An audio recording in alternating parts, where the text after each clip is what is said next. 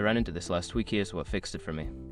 Activating notifications on WorldRemit can help you stay updated on your transactions. Here is a simple guide to get you started. Step 1. Open the WorldRemit app. Launch the WorldRemit app on your mobile device. Make sure you are logged into your account to access the settings. Step 2. Go to Settings.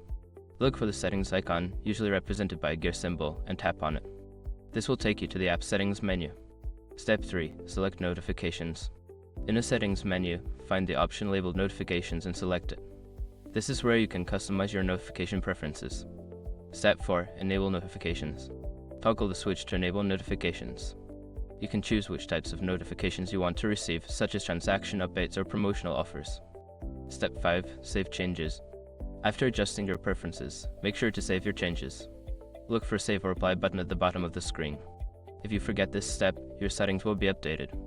Now you're all set to receive notifications from WorldRemit. If you have any questions or run into issues, feel free to reach out. Happy transferring!